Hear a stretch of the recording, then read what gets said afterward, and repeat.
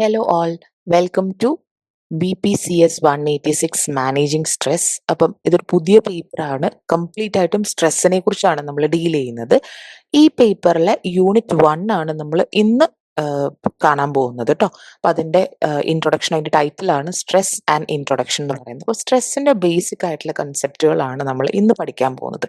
ഇനി സ്ട്രെസ് എന്ന് പറയുമ്പം നിങ്ങളെ സംബന്ധിച്ച് ഒട്ടും പുതിയ ഒരു വാക്കല്ല എന്ന് എനിക്ക് നന്നായിട്ട് അറിയാം. മാത്രമല്ല ഇപ്പോഴത്തെ ഈ ഒരു കാലഘട്ടത്തിൽ നമ്മൾ ഏറ്റവും കൂടുതൽ യൂസ് ചെയ്യുന്ന ഒരു ടേമും കൂടിയാണ് സ്ട്രെസ്. ചിലപ്പോൾ നമ്മൾ ഡെയിലി യൂസ് ചെയ്യുന്ന ഒരു ടേം ആയിരിക്കും സ്ട്രെസ് എന്ന് പറയുന്നത്. കാരണം അത്ര അധികം സ്ട്രെസ്സേഴ്സ്, അതായത് സ്ട്രെസ് ഉണ്ടാക്കുന്ന ഘടകങ്ങൾ നമ്മുടെ ലൈഫിൽ ഉണ്ടെന്നുള്ളതാണ് സത്യം. അല്ലെങ്കിൽ നമ്മളൊരു പക്ഷെ അറിഞ്ഞോ അറിയാതെയോ പലപ്പോഴും നമ്മൾ പറയും എനിക്ക് ഭയങ്കര സ്ട്രെസ്സാണ്, എനിക്ക് സിറ്റുവേഷനിൽ ഡീൽ ചെയ്യാൻ പറ്റുന്നില്ല, സ്ട്രെസ്സ് കൂടിയിട്ട് എനിക്ക് തലവേദന എടുക്കുന്നു, എനിക്ക് താങ്ങുന്നില്ല എന്നൊക്കെ പറഞ്ഞ് നമ്മൾ കേൾക്കാറുണ്ട്. ചിലപ്പോൾ ന്യൂസിൽ നമ്മൾ കാണാറുണ്ട് അല്ലേ, സ്ട്രെസ്സ് കൂടിയിട്ട് കുട്ടികൾ സ്യൂയിസൈഡ് അറ്റംപ്റ്റ് ചെയ്യുന്നു എന്നൊക്കെ പറഞ്ഞ് നമ്മൾ കുറേ ന്യൂസും കാണാറുണ്ട്. അപ്പം സ്ട്രെസ് എന്ന് പറയുന്ന ഒരു വാക്ക് ഒട്ടും പുതുമയില്ലാത്ത ഒരു വാക്കാണ്. ഇനി നമുക്ക് കുറച്ച് എക്സാമ്പിൾസ് കാണാം. ഈ എക്സാമ്പിൾ വെച്ചിട്ട് തന്നെയാണ് നിങ്ങളുടെ ബുക്കിൽ ഈ ഒരു ചാപ്റ്റർ സ്റ്റാർട്ട് ചെയ്യുന്നത്. ആദ്യത്തെ എക്സാമ്പിളായിട്ട് നമുക്ക് കാണാൻ പറ്റുന്നത്, നമുക്ക് എല്ലാവർക്കും ഒന്ന് ചിന്തിക്കാം. നമ്മുടെ വീട്ടിലാണെങ്കിലും നമുക്ക് ഇഷ്ടപ്പെട്ട ഒരുപാട് ആൾക്കാരുണ്ടല്ലോ. അപ്പം ചിലപ്പം അപ്രതീക്ഷിതമായിട്ട് ഒരാളുടെ വിയോഗം, അതായത് ആൾ മരിച്ചു പോകുന്നു. ഇനി ഒന്നും വേണ്ട, നമ്മുടെ വീട്ടിൽ കുറേ വളർത്തു മൃഗങ്ങളുണ്ട്. അപ്പോൾ അതിലേതെങ്കിലും നമുക്ക് ഫേവറേറ്റ് ആയിട്ടുള്ള ഒരു പെറ്റ് ആനിമൽ പെട്ടെന്ന് അത് ചത്തുപോവുകയാണ്. അപ്പോൾ ഒക്കെ നമുക്ക് കുറച്ച് നാളത്തേക്ക് അല്ലെങ്കിൽ കുറച്ച് ദിവസങ്ങളിലേക്ക് ഒരു സ്ട്രെസ്ഫുൾ ആയിട്ടുള്ള സിറ്റുവേഷനിലായിരിക്കും നമ്മൾ. ഇനി അതുപോലെ തന്നെ നമ്മളിപ്പം ജോലി ചെയ്യുന്നവരാണെങ്കിൽ നമുക്ക് ജോലിയിൽ ഒരു പ്രൊമോഷൻ കിട്ടിയെന്ന് വിചാരിക്കുക, അല്ലെങ്കിൽ നമുക്ക് എന്തെങ്കിലും ഒരു പ്രസൻറ്റേഷൻ ചെയ്യണമെന്ന് വിചാരിക്കുക. അപ്പോഴും നമുക്ക് ഒരു കൈൻഡ് ഓഫ് ഒരു എന്താ പറയുക, ഒരു അൺകംഫർട്ടബിൾ ആയിട്ടുള്ള ഒരു ഫീലിംഗ്, അല്ലെങ്കിൽ ഒരു സ്ട്രെസ്ഫുൾ ആയിട്ടുള്ള ഒരു ഫീലിംഗ് നമുക്കുണ്ടാവും. അപ്പം അതും ഒരു സ്ട്രെസ്സാണ്. ഇനി അതല്ല, അടുത്ത ദിവസം നമ്മുടെ ഒരു കല്യാണം നടക്കുക എന്ന് വിചാരിക്കുക. അത് ആക്ച്വലി നല്ലൊരു കാര്യമാണ്, അല്ലെങ്കിൽ പോസിറ്റീവ് ആയിട്ടുള്ളൊരു കാര്യമാണ്. പക്ഷെ അവിടെയും നമുക്ക് ഒരു എന്തൊക്കെയോ ഒരു തരത്തിലുള്ള ഒരു സ്ട്രെസ് അല്ലെങ്കിൽ സ്ട്രെസ്ഫുൾ സിറ്റുവേഷൻ നമുക്ക് ഉണ്ടാവുന്നുണ്ട്. അപ്പോൾ ഈ ഒരു കേസസ് എല്ലാം നോക്കുമ്പോൾ നിങ്ങൾക്ക് മനസ്സിലാവും സ്ട്രെസ് എന്ന് പറയുന്നത്, ഇപ്പം ഞാൻ ആദ്യം പറഞ്ഞ കേസ്, അതായത് ഒരാൾ നഷ്ടപ്പെട്ടു പോകാന്ന് പറയുമ്പോൾ അത് കുറച്ച് നെഗറ്റീവ് ആയിട്ടുള്ള ഒരു കൈൻഡ് ഓഫ് സ്ട്രെസ് ആണ്. പക്ഷെ പിന്നീട് പറഞ്ഞ രണ്ട് കേസും, അതായത് ഒരു വ്യക്തിക്ക് പ്രമോഷൻ ഉണ്ടാകുന്നു, ഒരു വ്യക്തി കല്യാണത്തിലേക്ക് കടക്കുന്നു, അല്ലെങ്കിൽ പുതിയൊരു ജീവിത അവസ്ഥയിലേക്ക് കടക്കുന്നു, അതൊക്കെ ഒരു പോസിറ്റീവ് ആയിട്ടുള്ള ഒരു കൈൻഡ് ഓഫ് സ്ട്രെസ് ആണല്ലേ. അപ്പം സ്ട്രെസ് ആക്ച്വലി രണ്ട് ടൈപ്പ് ഉണ്ട്. ഞാൻ അതൊക്കെ ഇനി വരുന്ന സ്ലൈഡിൽ ഡീൽ ചെയ്യും. പക്ഷെ എനിക്കിവിടെ ഞാൻ എന്താ പറയാൻ പോകുന്നതെന്ന് വെച്ചാൽ, നമ്മൾ ഈ ഒരു പേപ്പർ തീരുന്നത് വരെ, അതായത് ഇപ്പം നമ്മൾ ബ്ലോക്ക് 1 ആണ് ഡീൽ ചെയ്യാൻ പോകുന്നത്, അതിൽ യൂണിറ്റ് 1 ആണ്. ഇങ്ങനെ 8 യൂണിറ്റ് ആണ് ഈ പേപ്പറിനുള്ളത്. അപ്പം ഈ യൂണിറ്റ് തീരുന്നത് വരെയും കൂടുതലും നമ്മൾ സ്ട്രെസ്സിന്റെ നെഗറ്റീവ് ഇമ്പാക്റ്റിനെ കുറിച്ച്, അല്ലെങ്കിൽ നെഗറ്റീവായിട്ട് സ്ട്രെസ് ഒരു വ്യക്തിനെ എങ്ങനെയാണ് ബാധിക്കുന്നത്, നെഗറ്റീവായിട്ട് ഒരു സ്ട്രെസ്ഫുൾ സിറ്റുവേഷൻ വരുമ്പോൾ ആ സ്ട്രെസ്സിനെ എങ്ങനെയാണ് നമുക്ക് മറികടക്കാനായിട്ട്, നമ്മൾ കോപ്പപ്പ് ചെയ്യാനായിട്ട് ഹെൽപ്പ് ചെയ്യുന്നത്. അപ്പോൾ കൂടുതലും നമ്മൾ സ്ട്രെസ്സിന് ഈ പേപ്പറിലുടനീളം നമ്മളൊരു നെഗറ്റീവായിട്ടുള്ള ഒരു ഇമ്പാക്റ്റ് അല്ലെങ്കിൽ ഇംപ്രഷനാണ് കൊടുക്കാൻ പോകുന്നത്. ഓക്കെ, ഇനി വേറൊരു കാര്യം ബേസിക് ആയിട്ട് നമ്മൾ പറയുകയാണെങ്കിൽ, ഒരു വ്യക്തിക്ക് ഒരു സ്ട്രെസ് അനുഭവപ്പെടുമ്പോൾ അല്ലെങ്കിൽ സ്ട്രെസ്ഫുൾ ആയിട്ടുള്ള ഒരു സിറ്റുവേഷനിലായിരിക്കുമ്പോൾ രണ്ട് തരത്തിലുള്ള സിംറ്റംസ് അല്ലെങ്കിൽ ലക്ഷണങ്ങളാണ് സാധാരണ കാണാൻ പറ്റുക. ആദ്യത്തേത് സൈക്കോളജിക്കലാണ്, അതായത് എന്താ പറയാ, മനഃശാസ്ത്രപരമായ അല്ലെങ്കിൽ മാനസികമായ എന്ന് പറയുന്നത് പോലെ. രണ്ടാമത്തേതാണെങ്കിൽ ഫിസിയോളജിക്കലാണ്. ഫിസിയോളജിക്കൽ എന്ന് പറഞ്ഞാൽ എന്താ, ശാരീരികമായിട്ടുള്ള.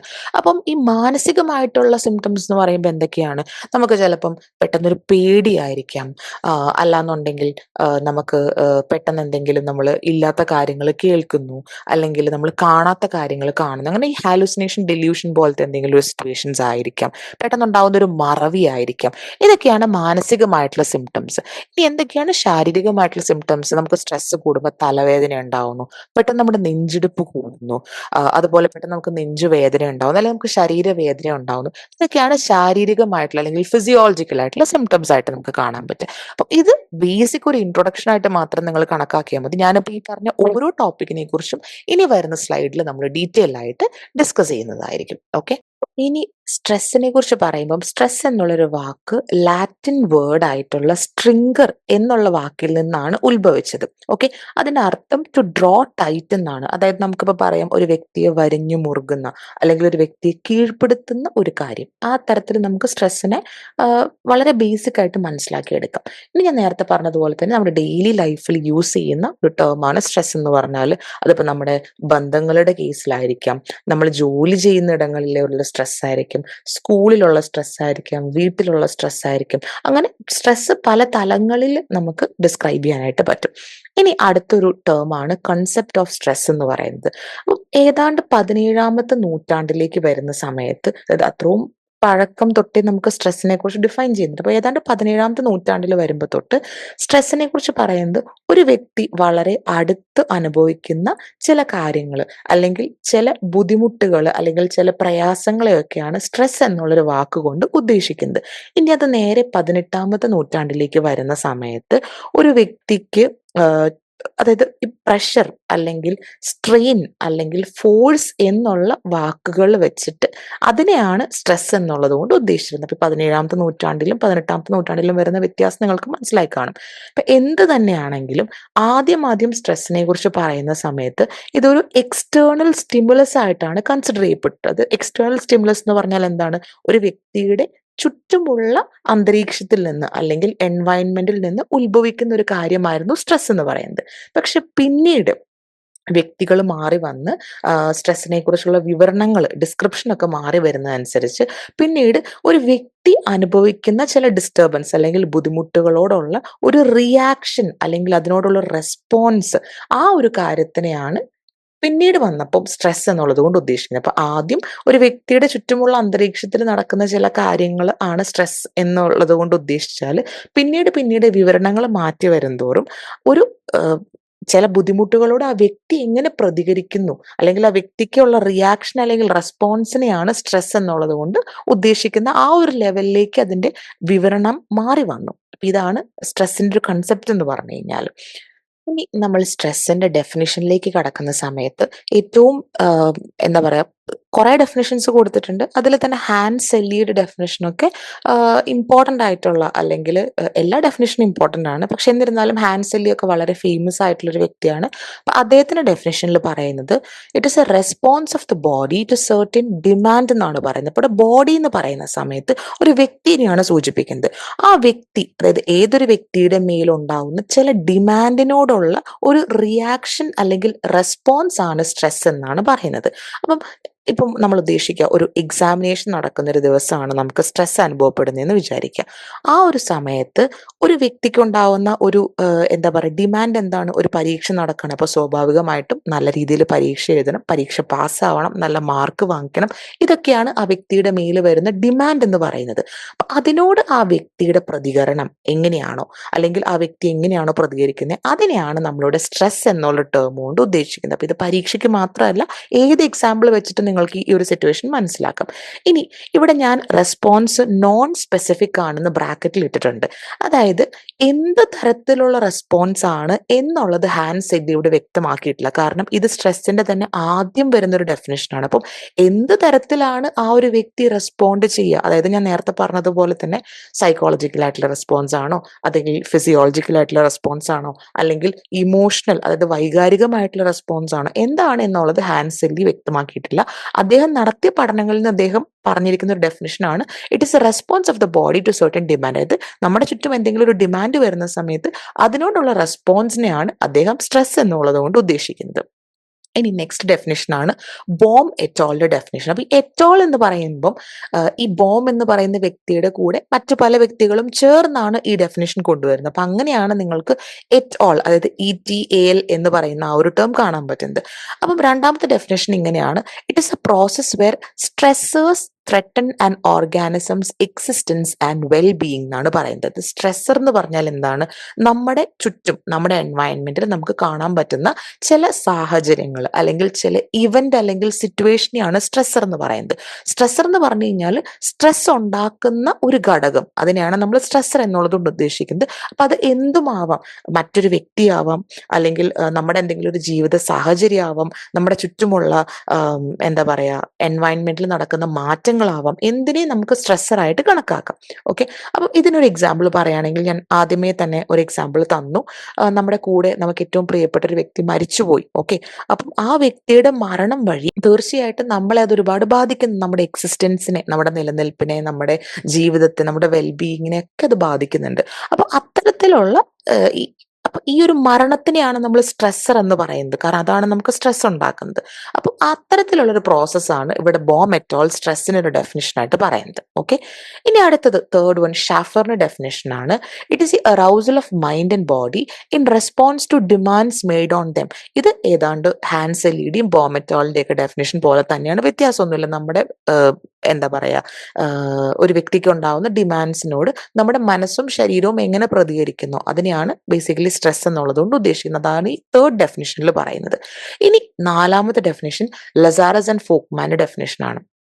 ഈ ഒരു പെർട്ടിക്കുലർ ഡെഫിനിഷനും മറ്റ് 3 ഡെഫിനിഷനെയും വെച്ച് കമ്പയർ ചെയ്യുമ്പോൾ കുറച്ച് വ്യത്യസ്തതകളുണ്ട് കേട്ടോ. അപ്പൊ ഞാൻ ഡെഫിനിഷൻ ആദ്യം ഒന്ന് വായിക്കാം. The define stress as A particular relationship between the person and the environment that is appraised by the person as taxing or exceeding his or her resources and endangering his or her well-being. ഇതിൽ പ്രത്യേകമായിട്ടും പറയുന്ന ചില കാര്യങ്ങളുണ്ട്. അതിൽ നിങ്ങൾ ശ്രദ്ധിച്ചാൽ മനസ്സിലാവും, ഒരു important term പറയുന്നുണ്ട്, അപ്രൈസൽ അല്ലെങ്കിൽ അപ്രൈസ്ഡ് എന്ന് പറയുന്നത്. എന്താണ് അപ്രൈസൽ അല്ലെങ്കിൽ അപ്രൈസ്ഡ് എന്ന് പറയുന്നത്? അതായത് നമ്മളൊരു സാഹചര്യത്തിനെ വിലയിരുത്തുക അല്ലെങ്കിൽ ചോദ്യം ചെയ്യുക, അതിനെയാണ് നമ്മൾ അപ്രൈസൽ അല്ലെങ്കിൽ അപ്രൈസ്ഡ് എന്ന് പറയുന്നത്. ഓക്കെ. അപ്പം stress is A particular relationship between the person and the environment. അതായത് ഒരു വ്യക്തിയും ആ വ്യക്തിയുടെ ചുറ്റുമുള്ള എൻവയൺമെന്റ് അല്ലെങ്കിൽ സാഹചര്യം അല്ലെങ്കിൽ ആ ഒരു സിറ്റുവേഷനും തമ്മിലുള്ള ഒരു ബന്ധത്തിനെയാണ് ഈ ഈ ഒരു ഡെഫിനിഷനിൽ സൂചിപ്പിക്കുന്നത്. ഇനി that is appraised by the person as taxing or exceeding. അതായത് ഒരു സാഹചര്യം വരുന്ന സമയത്ത് ഒരു വ്യക്തി ആ സാഹചര്യത്തിനെ വിലയിരുത്തുകയാണ്, അത് സ്ട്രെസ്ഫുൾ ആണോ അല്ലയോ എന്ന് വിലയിരുത്തുന്നുണ്ട്. അതിനുശേഷം ഇൻ കേസ് ആ സാഹചര്യം സ്ട്രെസ്ഫുൾ ആണെന്നിരിക്കട്ടെ, അങ്ങനെയാണെങ്കിൽ വീണ്ടും ഒരു വിലയിരുത്തൽ വരികയാണ്. അതായത് ഈ സാഹചര്യം മറികടക്കാനായിട്ട്, അപ്പം ഈ സാഹചര്യം സ്ട്രെസ്ഫുൾ ആണെന്ന് മനസ്സിലാക്കുകയാണ് വ്യക്തി. അങ്ങനെയാണെങ്കിൽ ആ സാഹചര്യം അല്ലെങ്കിൽ ആ സ്ട്രെസ് മറികടക്കാൻ ആവശ്യമായിട്ടുള്ള റിസോഴ്സസ്, അതായത് അതിന് വേണ്ടിയിട്ടുള്ള റോ മെറ്റീരിയൽ അല്ലെങ്കിൽ അത് കോപ്പപ്പ് ചെയ്യാന്നാ പറയുന്നത്. അതിന് ആ ഒരു സ്ട്രെസ്ഫുൾ സിറ്റുവേഷനെ മറികടക്കാൻ ആവശ്യമായിട്ട്, അതിനെ കോപ്പ് ചെയ്യാൻ ആവശ്യമായിട്ടുള്ള മെറ്റീരിയൽ അല്ലെങ്കിൽ അതിന് വേണ്ടുന്ന കാര്യങ്ങൾ എൻ്റെ പക്കലുണ്ടോ? ഉണ്ടെങ്കിൽ എനിക്ക് വീണ്ടും അത് സ്ട്രെസ്ഫുൾ അല്ലാതെ മാറുന്നു. അതല്ലാന്നുണ്ടെങ്കിൽ വീണ്ടും ആ സാഹചര്യം സ്ട്രെസ്ഫുൾ ആവുകയാണ്. അപ്പൊ ഈ ഒരു ഡെഫിനിഷൻ ബേസിക് ആയിട്ട് നിങ്ങൾ കുറച്ച് കാര്യങ്ങൾ മനസ്സിലാക്കിയിരുന്നാൽ മതി. ബാക്കി നമ്മൾ ഡീറ്റെയിൽ ആയിട്ട് ലസാറസ് ആൻഡ് ഫോക്മാന്റെ മോഡൽ വരുന്നുണ്ട് സെക്കൻഡ് യൂണിറ്റിൽ. ആ ഒരു സമയത്താണ് നമുക്ക് ഇതിനെക്കുറിച്ച് ഡീറ്റെയിൽ ആയിട്ട് നമ്മൾ മനസ്സിലാക്കേണ്ടത്. സോ ഞാൻ ഇതിന്റെ നെക്സ്റ്റ് എലമെന്റ്സ് പറഞ്ഞുതരാം. ഇവിടെ പറയുന്നത് ഈ ലസാറസ് ആൻഡ് ഫോക്മാന്റെ മോഡലിനെ ട്രാൻസാക്ഷണൽ മോഡൽ ഓഫ് സ്ട്രെസ് എന്ന് കൂടെ വിളിക്കുന്നുണ്ട്. ഇനി ഞാൻ നേരത്തെ പറഞ്ഞതുപോലെ 2 ഇമ്പോർട്ടൻറ്റ് കാര്യങ്ങളാണ് പറയുന്നത്. ഒന്ന്, സ്ട്രെസ്സും കോപ്പിങ്ങും തമ്മിലുള്ള ഒരു റിലേഷൻഷിപ്പിനെ കുറിച്ച് ഇവിടെ പറയുന്നുണ്ട്. അതായത് ഇത് രണ്ടും ഇന്റർ റിലേറ്റഡ് ആയിട്ടുള്ള പ്രോസസ്സാണ്, പരസ്പരം ബന്ധപ്പെട്ട് കിടക്കുന്ന പ്രോസസ്സാണ് എന്ന് ലസാറസ് ആൻഡ് ഫോക്മാൻ ഇവിടെ പറഞ്ഞു വെക്കുന്നുണ്ട്. അതായത് ഒരു സിറ്റുവേഷൻ സ്ട്രെസ്ഫുൾ ആണെങ്കിലും നമുക്ക് അതുമായിട്ട് യോജിച്ചു പോവാൻ പറ്റുന്ന റിസോഴ്സ് ഉണ്ടെങ്കിൽ, അത് കോപ്പപ്പ് ചെയ്യാനായിട്ടുള്ള രീതികൾ നമുക്ക് അറിയാമെന്നുണ്ടെങ്കിൽ ആ സിറ്റുവേഷൻ സ്ട്രെസ്ഫുൾ അല്ലാതെയായി മാറും. ഇനി ഒരു സിറ്റുവേഷൻ സ്ട്രെസ്ഫുൾ ആണ്, പക്ഷെ നമുക്ക് അതുമായിട്ട് കോപ്പപ്പ് ചെയ്ത് പോവാനായിട്ട് നമ്മുടെ പക്കൽ യാതൊരു എലമെന്റ്സും ഇല്ല അല്ലെങ്കിൽ റിസോഴ്സ് ഇല്ല എന്നുണ്ടെങ്കിൽ വീണ്ടും ആ സിറ്റുവേഷൻ കൂടുതൽ സ്ട്രെസ്ഫുൾ ആയിട്ട് മാറും. ഇതിന് ഞാനൊരു എക്സാമ്പിൾ തരുവാണെങ്കിൽ, നേരത്തെ പറഞ്ഞതുപോലെ തന്നെ നമുക്ക് പരീക്ഷ വരികയാണ്. അപ്പം ഈ പരീക്ഷയ്ക്ക് പഠിക്കാനായിട്ട് നമ്മൾ നന്നായിട്ട് നമുക്ക് സമയം കിട്ടിയിട്ടുണ്ട്, നമ്മൾ നല്ല രീതിയിൽ പരീക്ഷയ്ക്ക് ഒരുങ്ങിയിട്ടുണ്ടെങ്കിൽ, നമ്മൾ നല്ല രീതിയിൽ കോപ്പപ്പ് ചെയ്ത് പോവുകയാണെങ്കിൽ നമുക്ക് ഒരുപാട് പേടിയൊന്നും ഇല്ലാതെ ഈ പരീക്ഷ മുന്നേറാൻ പറ്റും. ഇനി നേരെ തിരിച്ച് പരീക്ഷയുടെ അന്ന് ഓൾറെഡി നമുക്ക് പരീക്ഷ സ്ട്രെസ്ഫുൾ ആണ്, അതിൻ്റെ ഒപ്പം തന്നെ നമ്മൾ ഒന്നും പഠിച്ചിട്ടില്ല അല്ലെങ്കിൽ നമുക്ക് പഠിക്കാൻ പറ്റിയ സാഹചര്യം ഇല്ലായിരുന്നു എന്നുണ്ടെങ്കിൽ വീണ്ടും കൂടുതൽ സ്ട്രെസ്ഫുൾ ആയിട്ട് ആ ഒരു ദിവസം നിങ്ങൾക്ക് മാറും അല്ലെങ്കിൽ ആ ഒരു സാഹചര്യം മാറും. ഇതാണ് ഫസ്റ്റ് സ്ട്രെസ്സും കോപ്പിങ്ങും തമ്മിലുള്ള ഒരു റിലേഷൻഷിപ്പാണ് ഈ നേരത്തെ പറഞ്ഞ ലസാരസിന്റെ ഫോക്മാന്റെ ഡെഫിനിഷനിൽ ഫസ്റ്റ് എലമെന്റ് അല്ലെങ്കിൽ ഫസ്റ്റ് ഒരു പാർട്ട് എന്ന് പറഞ്ഞ.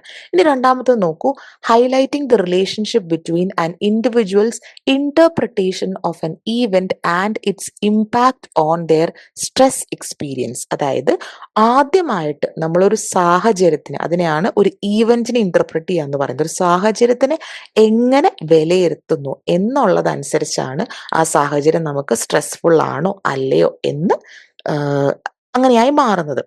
ഇപ്പം അതിനെന്താണ് ഒരു എക്സാമ്പിൾ പറയാ. ഇപ്പൊ ഞാൻ പറഞ്ഞു എന്താണ്, ഇപ്പൊ ഒരു മരണം തന്നെ നമുക്ക് എടുക്കാം ട്ടോ. നമ്മുടെ വളരെ അടുത്തുള്ള ഒരു വ്യക്തി, നമുക്ക് പ്രിയപ്പെട്ട ഒരു വ്യക്തി അല്ലെങ്കിൽ നമുക്ക് അടുത്തറിയാവുന്ന ഒരു വ്യക്തി മരണപ്പെടുമ്പോഴാണ് നമുക്കത് കൂടുതൽ ഒരു സ്ട്രെസ്ഫുൾ സിറ്റുവേഷൻ ആയിട്ട് മാറുന്നത്. അതല്ലാതെ നമ്മുടെ നാട്ടിൽ എത്രയോ വ്യക്തികൾ മരണപ്പെടുന്നു, അതെല്ലാം നമുക്ക് സ്ട്രെസ്ഫുൾ ആയിട്ട് മാറുന്നില്ല. അപ്പോൾ ഈ ഒരു സാഹചര്യത്തിനെ നമ്മൾ എങ്ങനെ വിലയിരുത്തുന്നു എന്നുള്ളതിനനുസരിച്ചാണ് ഒരു സിറ്റുവേഷൻ സ്ട്രെസ്ഫുൾ ആണോ അതെയോ സ്ട്രെസ്ഫുൾ അല്ലാതെയായി മാറുന്നോ എന്നുള്ളതായിട്ട് വരുന്നത്. ഓക്കെ. ആൻഡ് അതിനനുസരിച്ച് and it's impact on their stress experience. അപ്പോൾ ഈ സ്ട്രെസ് എക്സ്പീരിയൻസിൽ അതിന് എന്ത് ഇമ്പാക്ട് ഉണ്ടാവുന്നു എന്നുള്ളത് കൂടെ നമ്മൾ മനസ്സിലാക്കി എടുക്കുന്നുണ്ട് ഈ ഒരു ഡെഫിനേഷനിൽ. ഇനി നെക്സ്റ്റ് വൺ ആണ് ഫിഫ്ത്ത് വൺ, ട്രക്സെല്ലോ എറ്റാളുടെ ഡെഫിനേഷൻ ആണ് the body's reaction to a change that requires a physical, mental or emotional adjustment or response എന്നാണ് പറയുന്നത്. ഇവിടെ എന്താ പറയുന്നത്, നമ്മൾ ഒരു വ്യക്തിക്ക് ഒരു ചേഞ്ച് അല്ലെങ്കിൽ എന്തെങ്കിലും ഒരു വ്യതിയാനം അവരുടെ സാഹചര്യങ്ങളിൽ ഉണ്ടാവുന്ന സമയത്ത് അതിനോട് ആ ഒരു വ്യക്തിയുടെ റെസ്പോൺസിനെയാണ് ഇവിടെ സൂചിപ്പിക്കുന്നത്. ഓക്കെ, അത് ഏതൊക്കെ രീതിയിലാവാം, ഫിസിക്കൽ ആവാം, മെന്റൽ ആവാം, ഇമോഷണൽ അഡ്ജസ്റ്റ്മെന്റ് ആവാം. ഓക്കെ, ഒരു എക്സാമ്പിൾ പറയുകയാണെങ്കിൽ ഒരു വ്യക്തിക്ക് പ്രൊമോഷൻ കിട്ടി, അല്ലെങ്കിൽ ഒരു വ്യക്തി എന്താ പറയാ, ആദ്യമായിട്ട് ഒരു വ്യക്തി ഒരു അമ്മയായി അല്ലെങ്കിൽ അച്ഛനായി. ഓക്കെ, അതല്ലാന്നുണ്ടെങ്കിൽ ഒരു വ്യക്തിയുടെ വിവാഹം കഴിഞ്ഞു. അപ്പൊ ഇതെല്ലാം തന്നെ ആ വ്യക്തിയുടെ ലൈഫിൽ നടക്കുന്ന ചില മാറ്റങ്ങളാണ്, ചേഞ്ച് ആണല്ലേ. അപ്പൊ അതിനോട് ആ വ്യക്തി എങ്ങനെയാണ് റെസ്പോണ്ട് ചെയ്യുന്നത്, അതും നമുക്ക് സ്ട്രെസ്സിന്റെ ഒരു ഡെഫിനേഷൻ ആയിട്ട് മനസ്സിലാക്കാം. ഇപ്പൊ ചില സമയത്ത് ഒരുപാട് ഇമോഷണൽ ആയിട്ടുള്ള മൂഡ് ചേഞ്ചസും വ്യത്യാസങ്ങളൊക്കെ കാണാൻ പറ്റും. ചിലർക്ക് മാനസികമായിട്ട് ഭയങ്കര ഡിപ്രഷൻ അല്ലെങ്കിൽ അതിൻ്റെതായിട്ടുള്ള ബുദ്ധിമുട്ടുകൾ, അല്ലെങ്കിൽ ചിലപ്പം പേടിയായിരിക്കാം. ചിലർക്ക് ശാരീരികമായിട്ടുള്ള ചില വേദനകൾ, അല്ലെങ്കിൽ എന്താ പറയാ, അത്തരത്തിലുള്ള ചില മാറ്റങ്ങളായിരിക്കും. ഇതെല്ലാം തന്നെ ട്രക്സെല്ലോ എറ്റാൾ സ്ട്രെസ്സിന്റെ ഒരു സിംറ്റംസ് ആയിട്ട് അല്ലെങ്കിൽ ലക്ഷണങ്ങളായിട്ട് ഇവിടെ പറഞ്ഞു വെച്ചിട്ടുണ്ട്. ഓക്കെ, ഇനി the above definitions mainly looked at stress from A western perspective. കാരണം ഇപ്പൊ ഞാൻ ഈ പറഞ്ഞ 5 പേരും കൂടുതലും വെസ്റ്റേണൈസ്ഡ് ആയിട്ടുള്ള പുറത്തത്തെ ഒരു കൾച്ചറിൽ നിന്നുള്ള ആൾക്കാരാണ്. അപ്പൊ ഇത്രയും ഡെഫിനിഷൻസിൽ നമ്മൾ വെസ്റ്റേൺ പെർസ്പെക്റ്റീവ് ആണ് കണ്ടത്. ഇനി ഈസ്റ്റേൺ, അതായത് നമ്മുടെ ഇന്ത്യൻ പെർസ്പെക്റ്റീവിലേക്ക് വരുന്ന, ഇന്ത്യയിലേക്ക് വരുന്ന സമയത്ത് സ്ട്രെസ് എന്ന് വെച്ചാൽ എന്താണ്, വളരെ സിമ്പിൾ ആണ്. നമുക്ക് മാനസികമായിട്ടുള്ള ഒരു സമാധാനമില്ലെങ്കിൽ, അതായത് ഇന്നർ പീസ് അല്ലെങ്കിൽ absence or lack of inner piece എന്നാണ് പറയുന്നത്. നമുക്ക് ഒരു മനസ്സമാധാനം ഇല്ലാത്തൊരു അവസ്ഥേനെയാണ് ഇന്ത്യൻ പെർസ്പെക്റ്റീവിൽ അല്ലെങ്കിൽ ഈസ്റ്റേൺ പെർസ്പെക്റ്റീവിൽ സ്ട്രെസ് എന്നുള്ളത് കൊണ്ട് അർത്ഥമാക്കുന്നത്. ഓക്കെ, അപ്പൊ ഇത്രയും ഡെഫിനിഷൻസ് ക്ലിയർ ആണെന്ന് ഞാൻ വിചാരിക്കുന്നു. ഇനി നമ്മൾ സ്ട്രെസ്സിനെ കുറിച്ച് സംസാരിക്കുമ്പോൾ വളരെ റെലവെന്റ് ആയിട്ടുള്ള ഒരു ടോപ്പിക്കാണ് സ്ട്രെസ്സർ എന്ന് പറയുമ്പോൾ. എന്താണ് ഒരു സ്ട്രെസ്സർ എന്ന് പറഞ്ഞാൽ, ഒരു സ്ട്രെസ്സിന് കാരണമായിട്ടുള്ള എന്തൊരു കാര്യത്തിനെയും നമ്മൾ സ്ട്രെസ്സർ എന്നാണ് വിളിക്കുന്നത്. അത് ഒരു സാഹചര്യമായിരിക്കാം. എക്സാമ്പിൾ പറയുകയാണെങ്കിൽ നമുക്ക് ലോൺ അടയ്ക്കണം, പക്ഷെ നമ്മുടെ കയ്യിൽ പൈസയില്ല, നമുക്ക് എന്തായാലും സ്ട്രെസ് ഉണ്ടാവില്ലേ, അതൊരു സാഹചര്യമാണ്. ഒരു ഈവന്റ് ആയിരിക്കാം. എന്താണ് ഈവന്റ്? ചിലപ്പോൾ നമ്മുടെ കല്യാണം, അല്ലെങ്കിൽ ചിലപ്പോൾ നമുക്ക് ഒരു ഒരു പ്രോഗ്രാമിന് നമുക്ക് നമുക്ക് പ്രസന്റ് ചെയ്യണം, നമുക്കൊരു പേപ്പർ പ്രസന്റേഷൻ വരികയാണ്, അപ്പൊ അങ്ങനത്തെ ഒരു ഈവന്റ് ആയിരിക്കാം. ഓക്കെ, അതല്ലാന്നുണ്ടെങ്കിൽ ഒരു വ്യക്തിയായിരിക്കാം. കുട്ടികൾക്ക് ടീച്ചറിനെ കാണുമ്പോൾ സ്ട്രെസ് ആവുന്നു, ഒരു വർക്ക് ചെയ്യുന്ന ആൾക്ക് ബോസിനെ കാണുമ്പോൾ സ്ട്രെസ് വരുന്നു. അപ്പൊ ഇങ്ങനെ എന്ത് കാര്യം ഒരു സ്ട്രെസ്സർ ആയിട്ട് നമുക്ക് പരിഗണിക്കാം. ഇനി ജെറിക് ആൻഡ് സിംബാർഡോ പറയുന്നത്, സ്ട്രെസ് എന്ന് പറയുമ്പം നമ്മുടെ ചുറ്റുമുള്ള മാറ്റങ്ങളോട് അഡാപ്റ്റ് ചെയ്ത് പോകാനായിട്ട് നമ്മളെ ഹെൽപ്പ് ചെയ്യുന്ന ഒരു കാര്യത്തിനാണ് സ്ട്രെസ്സർ എന്ന് പറയുന്നത്. എന്താണ് അഡാപ്റ്റ് ചെയ്യുക എന്ന് പറഞ്ഞു കഴിഞ്ഞാൽ, അതായത് നമുക്ക് ചുറ്റും ഒരുപാട് മാറ്റങ്ങൾ വരുന്നുണ്ട്, നമ്മുടെ ജീവിതത്തിൽ ഓരോ സമയത്ത് മാറ്റങ്ങൾ വരുന്നുണ്ട്. അപ്പൊ ഇതിനോടൊക്കെ അഡ്ജസ്റ്റ് ചെയ്ത് പോകാനായിട്ട്, അതിനോടൊക്കെ യോജിച്ച് പോകാനായിട്ട് നമ്മളെ ഹെൽപ്പ് ചെയ്യുന്ന ഒരു എലമെന്റ് ആണ് സ്ട്രെസ്സർ, അല്ലെങ്കിൽ അതിനുവേണ്ടി നമ്മളെ സ്ട്രെസ് ഹെൽപ്പ് ചെയ്യുന്നുണ്ട് എന്നാണ് ജെറികൻ സിംബാർഡോ പറയുന്നത്. ഇപ്പം ഒരു വ്യക്തിനെ സംബന്ധിച്ച് ആ വ്യക്തിക്ക് ഒരു പ്രൊമോഷൻ, ഒരു ട്രാൻസ്ഫറും പ്രൊമോഷനും ഒക്കെ വന്നു എന്ന് വിചാരിക്കാം. അപ്പൊ മൊത്തത്തിൽ ആ വ്യക്തിക്ക് ഭയങ്കര സാഹചര്യങ്ങൾ മുഴുവൻ മാറ്റമാണ്. പുതിയൊരു സ്ഥലത്തേക്ക് പോകുന്നു, പുതിയ ആൾക്കാരെ പരിചയപ്പെടുന്നു, പുതിയ ജീവിത സാഹചര്യങ്ങൾ എല്ലാം കൊണ്ട് മാറ്റം വരികയാണ്. പക്ഷെ കുറച്ച് നാൾ കഴിയും തോറും ആ വ്യക്തി ഇതിനോടൊക്കെ പൊരുത്തപ്പെട്ട് വരും അല്ലെ, അഡാപ്റ്റ് ചെയ്ത് അല്ലെങ്കിൽ അഡ്ജസ്റ്റ് ആയി വരുവാണ്. അപ്പം ആക്ച്വലി ഈ സിറ്റുവേഷനിൽ സ്ട്രെസ് എന്ന് പറയുന്നത് ആ വ്യക്തിനെ അഡ്ജസ്റ്റ് ചെയ്യാൻ അല്ലെങ്കിൽ അഡാപ്റ്റ് ചെയ്യാൻ ഹെൽപ്പ് ചെയ്തൊരു ഘടകമാണ്. അപ്പൊ അതാണ് ഈ ജെറിക്കൻ സിംബാർഡോ പറഞ്ഞു വെക്കുന്നത്, ഒരു അഡാപ്റ്റീവ് ആയിട്ടുള്ള ഒരു റെസ്പോൺസിനെ ഹെൽപ്പ് ചെയ്യുന്ന ഒരു എലമെന്റ് ആണ് സ്ട്രെസ് എന്നുള്ളത്. ഇനി എന്തൊക്കെ കൈൻഡ് ഓഫ് സ്ട്രെസ്സേഴ്സ് ഉണ്ട്? ആദ്യത്തെ പാരഗ്രാഫിലെ ലാസ്റ്റ് സെന്റൻസ് നോക്കൂ. Stressors can range from adjusting to change, ഒരു വ്യത്യാസത്തിനോട് അഡ്ജസ്റ്റ് ചെയ്യാൻ ഹെൽപ്പ് ചെയ്യുന്നുണ്ട്. ഫിനാൻഷ്യൽ ഇഷ്യൂസ് ആയിരിക്കും ചിലപ്പോൾ സ്ട്രെസ്സർ ആയിട്ട് മാറുക. ലൈഫ് ഈവന്റ്, അതായത് നമ്മുടെ ലൈഫിൽ ഓരോ പോയിന്റിൽ നടക്കുന്ന എന്തെങ്കിലുമൊക്കെ ഒരു സാഹചര്യം ആയിരിക്കാം ഒരു സ്ട്രെസ്സർ ആയിട്ട് ഉണ്ടാവുക. മാനേജിങ് റോൾ എന്ന് പറഞ്ഞാൽ എന്താണ്? നമ്മൾ ടീനേജിൽ പോകുമ്പോൾ നമുക്ക് ഒരു റോൾ ആയിരിക്കും, അത് കഴിഞ്ഞ് നമ്മുടെ കല്യാണം കഴിയുമ്പോൾ നമ്മളൊരു ഹസ്ബൻഡ് അല്ലെങ്കിൽ ഒരു വൈഫായി മാറുകയാണ്. അതിനുശേഷം നമ്മൾ പേരൻസ് ആവുന്ന സമയത്ത് ഒരു ഫാദർ അല്ലെങ്കിൽ ഒരു മദർ ആവണം. അപ്പൊ ഇവിടെ എല്ലാം നമ്മുടെ റോൾ, അതായത് നമ്മൾ ഏറ്റെടുത്തേക്കുന്ന റെസ്പോൺസിബിലിറ്റീസ് മാറുന്നുണ്ട്. അതായിരിക്കാം സ്ട്രെസ്സറായിട്ട് മാറുന്നത്. ഫേസിങ് ചാലഞ്ചസ്, പെട്ടെന്ന് എന്തെങ്കിലും നമുക്കൊരു അസുഖമാണെന്ന് മനസ്സിലാക്കുക. ഒരു വ്യക്തിക്ക് പെട്ടെന്ന് ക്യാൻസർ വരികയാണ്, അപ്പോൾ അത് അറിയുന്ന സമയത്ത് ആ വ്യക്തിക്ക് അതൊരു വലിയ ചാലഞ്ച് ആണല്ലോ, ആ സാഹചര്യം മറികടക്കേണ്ടതായിട്ടുണ്ട്, അതൊരു സ്ട്രെസ്സർ ആയിരിക്കാം. അതുപോലെ ടെക്നോളജിക്കൽ ചേഞ്ചസ് എന്തൊക്കെയാണ്? നമ്മുടെ ഇപ്പം എന്താ പറയാ, കുറേ മാറ്റങ്ങൾ നമ്മുടെ ടെക്നോളജിയിൽ വരുന്നുണ്ട് അല്ലെ. പുതിയ പുതിയ മെഷീൻസ് ഒക്കെ യൂസ് ചെയ്യാനായിട്ട് പഠിക്കേണ്ട ആവശ്യമുണ്ട്. പണ്ടൊക്കെ ATM മെഷീൻ ഒന്നും ഉണ്ടായിരുന്നില്ല, ഇന്ന് എല്ലാവർക്കും ATM മെഷീൻ, ഗൂഗിൾ പേ, ഇതൊക്കെ യൂസ് ചെയ്യാൻ പഠിക്കണം. അപ്പൊ ഇതൊക്കെ ടെക്നോളജിക്കൽ ചേഞ്ചസ് ആണ്. അപ്പം ഈ ചേഞ്ചസിനോട് അഡ്ജസ്റ്റ് ചെയ്ത് പോകുന്ന സമയത്ത് അതും സ്ട്രെസ്ഫുൾ ആണ്. അപ്പൊ ഇതൊക്കെയാണ് ബേസിക്കലി സ്ട്രെസ്സേഴ്സ് എന്നുള്ളത് കൊണ്ട് ഉദ്ദേശിക്കുന്നത്. ഓക്കെ, ഇനി നേച്ചർ ഓഫ് സ്ട്രെസ്സിലേക്ക് വരികയാണ്. നേച്ചർ ഓഫ് സ്ട്രെസ്സിലാണ് നമ്മൾ സ്ട്രെസ്സിനെ കുറച്ചെങ്കിലും പോസിറ്റീവായിട്ട് കാണാനായിട്ട് തുടങ്ങുന്നത് കേട്ടോ. ഇപ്പൊ സ്ട്രെസ് എന്ന് പറയുമ്പോൾ ഞാൻ നേരത്തെ സൂചിപ്പിച്ചു, എപ്പോഴും നെഗറ്റീവ് അല്ല സ്ട്രെസ് എന്ന് പറയുന്നത്. സ്ട്രെസ് ബേസിക്കലി നമ്മുടെ ലൈഫിൽ നമ്മളെ മോട്ടിവേറ്റ് ചെയ്യുന്ന ഒരു കാര്യമാണ് സ്ട്രെസ്. ഓക്കെ, നിങ്ങൾക്ക് റിലേറ്റ് ചെയ്യാൻ പറ്റും. അതായത് നമ്മളിപ്പോൾ ഒരു വീട്ടിലെ ഒരു സീൻ എടുക്കാം. രാവിലെ ഒരു അമ്മ എഴുന്നേറ്റ് ഭക്ഷണം എല്ലാം പാചകം ചെയ്ത് കറക്റ്റ് സമയത്തിന് റെഡി ആയിട്ട് കൊണ്ടുവരാണ്. ആ അമ്മയ്ക്ക് യാതൊരുവിധ സ്ട്രെസ് ഇല്ല എന്നുണ്ടെങ്കിൽ അന്നത്തെ ദിവസം ജോലി ചെയ്യാനായിട്ട് ഒരു മോട്ടിവേഷൻ ഉണ്ടാവില്ല. കാരണം സമയാസമയത്ത് ഭക്ഷണം ആക്കണം, അത് ഒരു ചെറിയ സ്ട്രെസ്സാണ്. അപ്പൊ അതുകൊണ്ടാണ് ആ ഒരു അമ്മ കറക്റ്റായിട്ട് ജോലി ചെയ്ത് പോകുന്നത്. ഇനി അവിടെ സ്കൂളിൽ പോകുന്ന കുട്ടികളുണ്ടെങ്കിൽ എന്നും നമുക്ക് ലീവ് എടുത്ത് വീട്ടിലിരിക്കാൻ പറ്റില്ലല്ലോ. അപ്പം നമുക്കറിയാം നമ്മുടെ സ്കൂളിൽ പോയില്ലെങ്കിൽ നമുക്ക് അറ്റൻഡൻസ് കിട്ടില്ല, നമുക്ക് പഠിക്കാൻ പറ്റില്ല. നമ്മുടെ ഒരു സൊസൈറ്റിയിലെ ഒരു രീതി അതാണ്, നമ്മൾ സ്കൂളിൽ കറക്റ്റ് ടൈമിന് പോവുക എന്നുള്ളത്. അപ്പൊ അത് ഒരു കൈൻഡ് ഓഫ് ഒരു സ്ട്രെസ്സാണ്. അപ്പൊ ആ ഒരു സ്ട്രെസ് ഇല്ല എന്നുണ്ടെങ്കിൽ നമ്മൾ സ്കൂളിൽ പോകില്ല, നമുക്കൊന്നും ചെയ്യാനൊരു മോട്ടിവേഷൻ ഉണ്ടാവില്ല. ഇനി ജോലിക്ക് പോകുന്ന ആൾക്കാരാണെങ്കിലും നമുക്കറിയാം, നമ്മൾ ജോലിക്ക് പോയാലാണ് നമ്മുടെ ലൈഫിലെ കാര്യങ്ങൾ മുന്നോട്ട് പോകുള്ളൂ. നമുക്ക് ഫിനാൻഷ്യലി നമുക്ക് പൈസയൊക്കെ കിട്ടുള്ളൂ എന്ന് നമുക്ക് നന്നായിട്ട് അറിയാം. അതുകൊണ്ട് ആ ഒരു സ്ട്രെസ് എലമെന്റും കൂടെ ഉള്ളതുകൊണ്ടാണ് ആ ഒരു മോട്ടിവേഷനോട് കൂടിയിട്ട് നമ്മൾ നമ്മുടെ കാര്യങ്ങൾ ചെയ്ത് തീർക്കുന്നത്. ഇപ്പൊ സ്ട്രെസ് എന്ന് പറയുന്നത് ഒരിക്കലും നെഗറ്റീവ് ആയിട്ടുള്ള ഒരു കാര്യം. നമ്മൾ പറയും, നമ്മുടെ എന്താ പറയാ, സ്ട്രെസ് ഇല്ലെങ്കിൽ ഉപ്പില്ലാത്ത കഞ്ഞി പോലെയാണെന്ന് പറയാം അല്ലെ, ഒരു രുചി ഉണ്ടാവില്ല എന്ന് പറഞ്ഞ പോലെ ഒരു സെർട്ടൻ amount ഓഫ് സ്ട്രെസ്, അതായത് ഒരു അത്യാവശ്യം ഒരു സ്ട്രെസ് നമ്മുടെ ലൈഫിൽ നമുക്ക് വളരെ ഇമ്പോർട്ടൻ്റ് ആണ്. ഇനി എപ്പോഴാണ് സ്ട്രെസ്സിന് ഒരു നെഗറ്റീവ് ഇമ്പാക്റ്റ് വരുന്നത്? സ്ട്രെസ് വളരെയധികം കൂടുമ്പോഴാണ് നമുക്ക് നേരത്തെ പറഞ്ഞതുപോലെ ഫിസിയോളജിക്കലായിട്ടും സൈക്കോളജിക്കലായിട്ടും, അതായത് ശാരീരികമായിട്ടും മാനസികമായിട്ടുള്ള ഒരുപാട് ബുദ്ധിമുട്ടുകളിലേക്ക് നമ്മൾ കടന്നെത്തുന്നത്. അപ്പൊ എപ്പോഴും ഒരു കറക്റ്റ് ആയിട്ടുള്ള ഒരു അളവിൽ സ്ട്രെസ് ബാലൻസ് ചെയ്ത് നമ്മുടെ ലൈഫ് മുന്നോട്ട് കൊണ്ടുപോവുക എന്നുള്ളത് വളരെ ഇമ്പോർട്ടൻ്റ് ആണ്. അങ്ങനെ ഒരു പോസിറ്റീവ് ആയിട്ടുള്ളൊരു സ്ട്രെസ് ഉണ്ടെങ്കിൽ നമുക്ക് ഡെയിലി നല്ല രീതിയിൽ മോട്ടിവേറ്റഡ് ആയിട്ട് മുന്നോട്ട് പോകാനായിട്ട് അത് നമ്മളെ ഹെൽപ്പ് ചെയ്യും. ഓക്കെ, ഇനി നെക്സ്റ്റ് ഒരു ടോപ്പിക്കാണ് ടൈപ്സ് ഓഫ് സ്ട്രെസ് എന്ന് പറയുന്നത്. ഓക്കെ, അപ്പൊ ടൈപ്സ് ഓഫ് സ്ട്രെസ്സിൽ നമുക്ക് ആക്ച്വലി 4 ടൈപ്പ് ഓഫ് സ്ട്രെസ് ആണ് വരുന്നത്. Eustress, distress, new stress, hyper stress and hypo stress. Sorry, 5 ടൈപ്പാണ് വരുന്നത്. ഫസ്റ്റ് വന്ന് നമുക്ക് യൂസ്ട്രെസ് വെച്ചിട്ട് സ്റ്റാർട്ട് ചെയ്യാം. യൂസ്ട്രെസ് എന്ന് പറയുന്ന സമയത്ത് ബെനഫിഷ്യൽ സ്ട്രെസ് അല്ലെങ്കിൽ ഗുഡ് സ്ട്രെസ് എന്നാണ് പറയാം. അത് നമ്മൾക്ക് ഒരു വ്യക്തിനെ സംബന്ധിച്ച് ആ വ്യക്തിക്ക് ഹെൽപ്ഫുൾ ആയിട്ടുള്ള അല്ലെങ്കിൽ ആ വ്യക്തിക്ക് നല്ല ഒരു റിസൾട്ടിലേക്ക് അല്ലെങ്കിൽ ഔട്ട്കമ്മിലേക്ക് എത്തിക്കുന്ന ഒരു സ്ട്രെസ്സിനെയാണ് യൂസ്ട്രെസ് എന്ന് പറയുന്നത്. ഇനി ഡിസ്ട്രെസ് എന്ന് വെച്ച് കഴിഞ്ഞാൽ ഒരു വ്യക്തിനെ ഒരു മോശമായിട്ടുള്ള ഒരു ഔട്ട്കമ്മിലേക്ക്, അതായത് ആ വ്യക്തിക്ക് മാനസികമായിട്ടുള്ള ഒരു ബുദ്ധിമുട്ടിലേക്ക് നയിക്കുന്ന, അല്ലെങ്കിൽ ആ വ്യക്തിക്ക് താങ്ങാൻ പറ്റുന്നതിനേക്കാളും അപ്പുറത്തെ ഒരു ലെവലിലേക്ക് കൊണ്ടെത്തിക്കുന്ന ഒരു സ്ട്രെസ്സാണ് ഡിസ്ട്രെസ് എന്ന് പറയുന്നത്. ഓക്കെ, അപ്പം യൂസ്ട്രെസ് ആണെങ്കിലും ഡിസ്ട്രെസ് ആണെങ്കിലും ചിലപ്പോൾ ഫിസിക്കൽ ആയിട്ടുള്ള സിംറ്റംസ്, അതായത് ശാരീരികമായിട്ട് നമുക്ക് തോന്നുന്ന ലക്ഷണങ്ങളൊക്കെ സെയിം ആവാം. അത് നമുക്ക് ചിലപ്പോൾ നെഞ്ചെടുപ്പ് കൂടുക, പെട്ടെന്നൊരു എന്താ പറയാ, നമുക്ക് നമ്മുടെ ബ്രീത്തിങ് റേറ്റിലൊക്കെ വ്യത്യാസങ്ങൾ വരിക. അങ്ങനത്തെ നമുക്ക് തോന്നുന്ന ശാരീരികമായിട്ടുള്ള സിംപ്റ്റംസ് ഒക്കെ ഒരുപോലെ തന്നെയായിരിക്കും.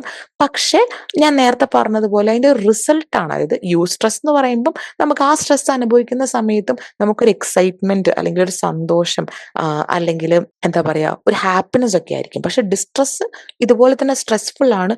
ആ സ്ട്രെസ് അനുഭവിക്കുന്ന സമയം മുഴുവൻ നമുക്ക് വിഷമമായിരിക്കും അല്ലെങ്കിൽ ഒരു കൺഫ്യൂഷൻ ആയിരിക്കും. അപ്പൊ ഇതാണ് ഈ രണ്ട് കാര്യങ്ങളും തമ്മിലുള്ള വ്യത്യാസം. ഓക്കെ, ഇനി യൂസ്ട്രസിന് ഞാനൊരു എക്സാമ്പിൾ പറയുകയാണെങ്കിൽ, നമ്മൾക്കൊരു പുതിയ പ്രോജക്റ്റ് കിട്ടി വർക്ക് ചെയ്യാനായിട്ട്. അപ്പോൾ ആ പ്രൊജക്റ്റിൽ വർക്ക് ചെയ്യാനായിട്ട് നമ്മൾ തുടങ്ങുന്ന സമയത്ത് അല്ലെങ്കിൽ അതിനെക്കുറിച്ചുള്ള ന്യൂസ് വരുന്ന സമയത്തൊക്കെ നമുക്കൊരു കൈൻഡ് ഓഫ് ഒരു സ്ട്രെസ് ആയിരിക്കും അല്ലേ. പക്ഷെ ആ സ്ട്രെസ്സിലും നമുക്ക് ഭയങ്കര സന്തോഷമായിരിക്കും, ഭയങ്കര എക്സൈറ്റ്മെന്റ് ആയിരിക്കും. അതാണ് യൂസ്ട്രസ് അല്ലെങ്കിൽ ഗുഡ് സ്ട്രെസ് എന്ന് പറയുന്നത്. ഇനി അതല്ല എന്ന് വിചാരിക്കാം, നമ്മളിപ്പോൾ ഒരു സിനിമ കാണാൻ പോവുക. ഇപ്പൊ സിനിമ കാണാൻ പോകുന്ന സമയത്ത് ഹൊറർ മൂവിയാണ്, പേടിപ്പിക്കുന്ന ഒരു മൂവിയാണെന്ന് വിചാരിക്കുക. അപ്പൊ ആ സിനിമ കണ്ടുകൊണ്ടിരിക്കുന്ന സമയത്ത് എന്തെങ്കിലും ഒരു ചെറിയൊരു കൈൻഡ് ഓഫ് ഒരു സ്ട്രെസ് എന്ന് പറയുമ്പോൾ ഒരു അൺകംഫർട്ടബിൾ ഫീലിംഗ് നമുക്ക് തോന്നും. പക്ഷെ നമ്മുടെ ഉള്ളിൽ ഒരു കൈൻഡ് ഓഫ് എക്സൈറ്റ്മെന്റ് ആയിരിക്കും. കാരണം ഒരു സിനിമ കാണാനായിട്ട് ഒരു ഹാപ്പി ആയിട്ടുള്ള ഒരു കാര്യത്തിനാണ് നമ്മൾ പോയേക്കുന്നത്. ഇതാണ് യൂസ്ട്രസ് എന്ന് പറയുന്നത്. ഇനി ഡിസ്ട്രസ് എന്ന് പറയുന്ന സമയത്ത് ഞാൻ നേരത്തെ പറഞ്ഞതുപോലെ തന്നെ നമുക്ക് വളരെ വേണ്ടപ്പെട്ട ഒരു വ്യക്തി മരിച്ചു. അപ്പൊ ആ സമയത്ത് നമുക്കതിന്റെ റിസൾട്ട് എന്ന് പറയുന്നത്, അല്ലെങ്കിൽ ആ സമയത്ത് നമ്മൾ അനുഭവിക്കുന്നത് ഒരു വിഷമം അല്ലെങ്കിൽ ഒരു സങ്കടം അല്ലെങ്കിൽ ഒരു കൺഫ്യൂഷൻ, അല്ലെങ്കിൽ നമുക്കൊരു ജോലി പോയി. അപ്പൊ ആ സമയത്ത് നമുക്കുണ്ടാവുന്ന സ്ട്രെസ് എന്ന് പറയുമ്പോൾ അതൊരു ഡിസ്ട്രസ് ആണ്. നമ്മളൊരു നെഗറ്റീവ് ആയിട്ടുള്ള ഒരു സൈഡിലേക്ക് കൊണ്ടെത്തിക്കുന്ന ഒരു സ്ട്രെസ്സാണ് ഡിസ്ട്രസ് എന്ന് പറയുമ്പോൾ.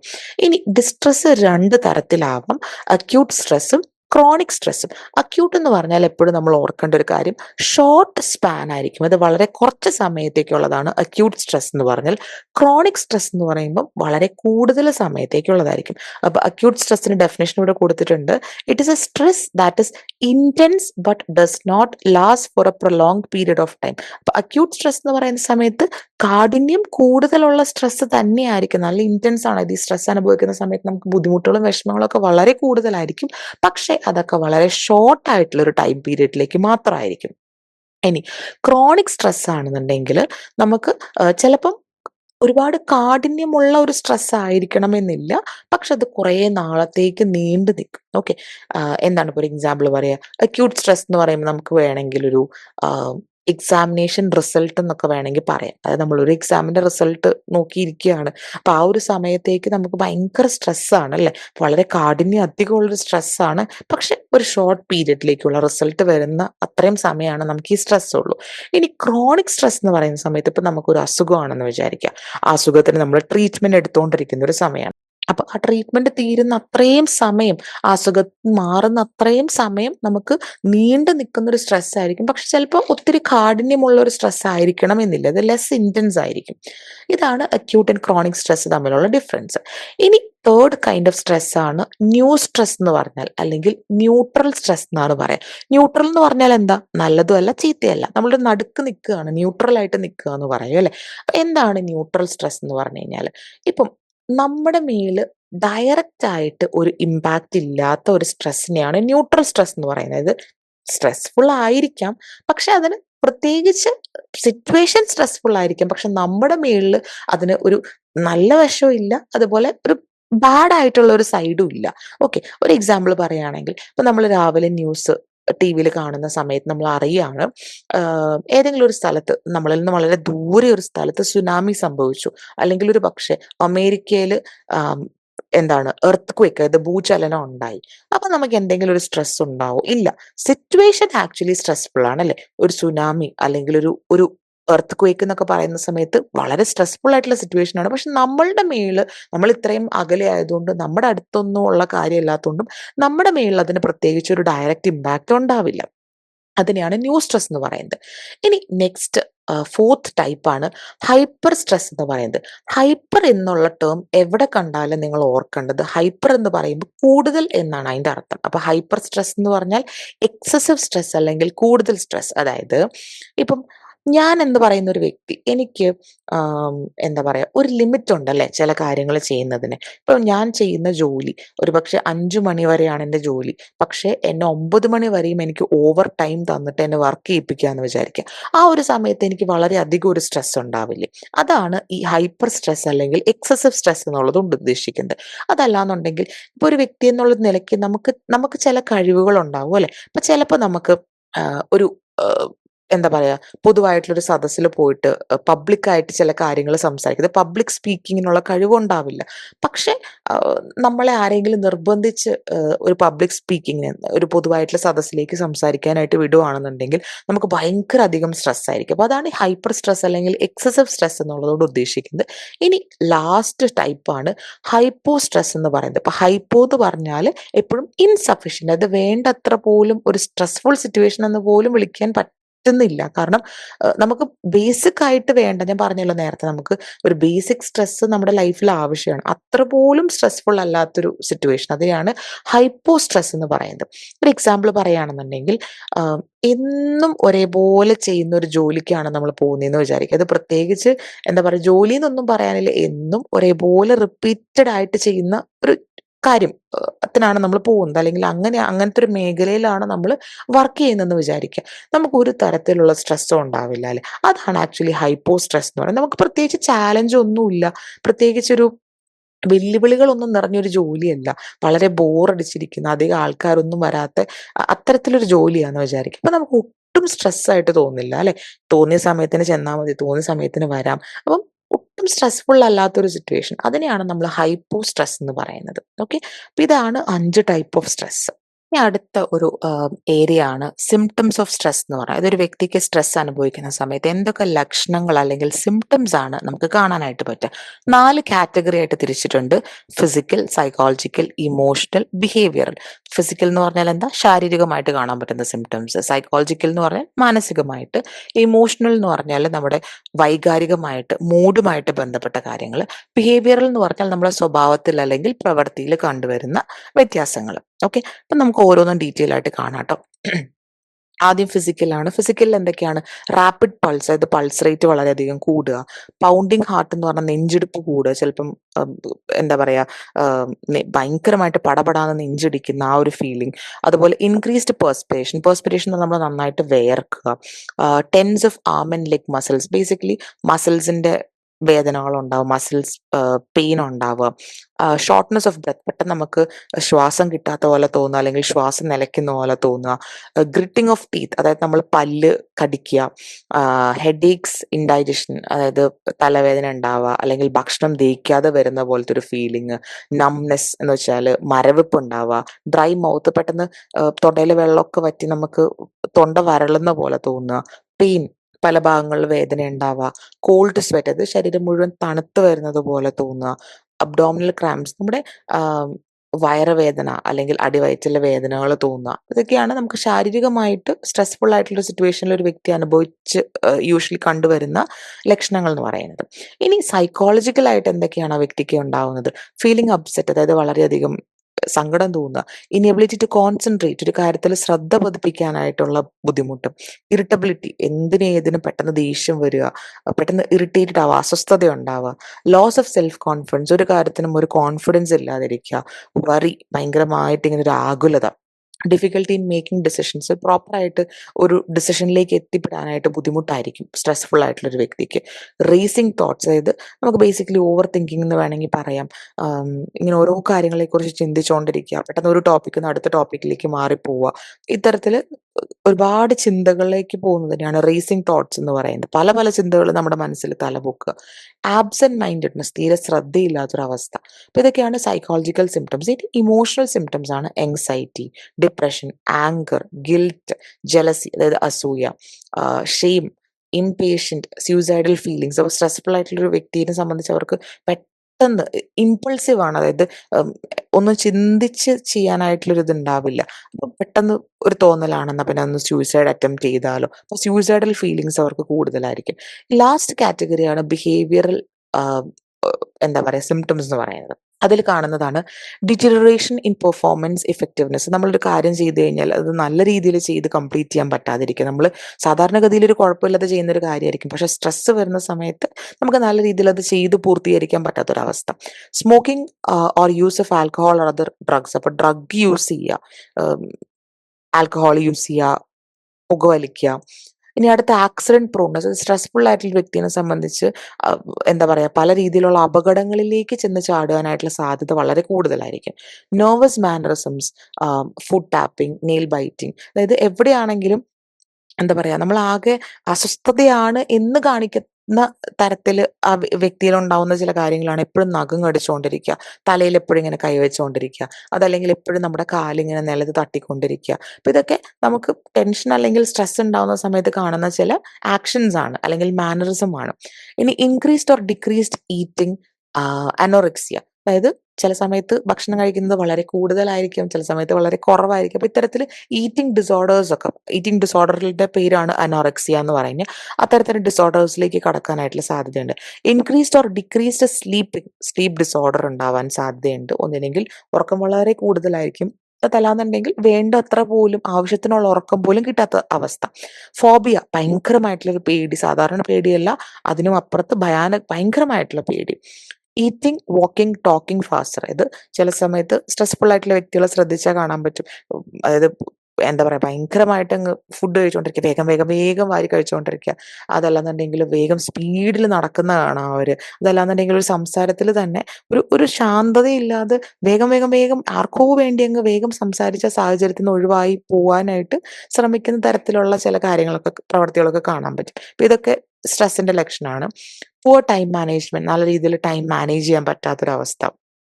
ഇംപയർഡ് സ്പീച്ച്, അത് പറയണമെന്ന് ഉദ്ദേശിക്കുന്ന കാര്യമായിരിക്കും, പക്ഷെ വാക്കുകളൊന്നും പുറത്തു വരുന്നില്ല, അല്ലെങ്കിൽ പറഞ്ഞു ഫലിപ്പിക്കാൻ പറ്റാത്ത സിറ്റുവേഷൻസ്.